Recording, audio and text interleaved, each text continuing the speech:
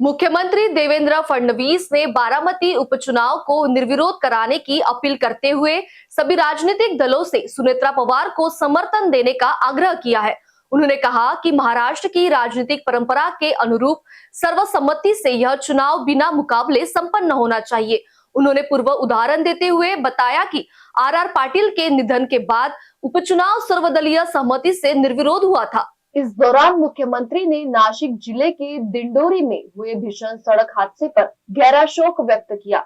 जानकारी के अनुसार एक कार अनियंत्रित होकर सड़क किनारे स्थित कुएं में गिर गई, जिससे एक ही परिवार के 9 लोगों की दर्दनाक मौत हो गई। इस घटना पर राज्य भर में शोक व्यक्त किया जा रहा है।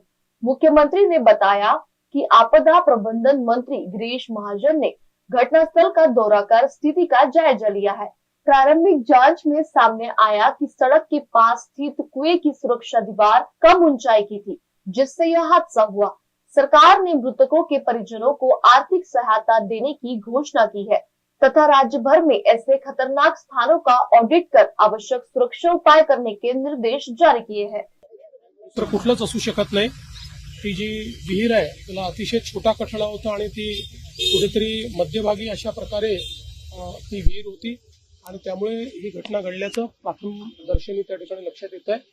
पहिल्यांदा तर या संपूर्ण कुटुंबांच्या प्रति मी संवेदना व्यक्त करतो। आपण त्या कुटुंबांना मदत देखील घोषित केलेली आहे, पण त्यासोबत आपण एक अशा पद्धतीनं देखील सूचना दिलेल्या आहेत की रस्त्याच्या मध्ये अशा प्रकारच्या विहिरी ज्या आहेत किंवा असं कुठे जिथे रहदारी आहे अशा ठिकाणी तर तात्काळ त्याचं एक प्रकारे ऑडिट करून आणि त्याला त्याची तिथे आवश्यकता आहे का किंवा त्याला काय उपाययोजना करता येतील। कारण इथे असं लक्षात आलं की भिंत होती पण ती छोटी होती, ती कदाचित मोठी असती तर एखाद वेळेस ते वाचू देखील शकले असते। त्यामुळे तात्काळ या संदर्भातली कारवाई करण्याचे आदेश देखील आपण दिले आहेत। पण ही घटना प्रचंड सर्वांना वेदना देणारी अशा प्रकारची घटना आहे।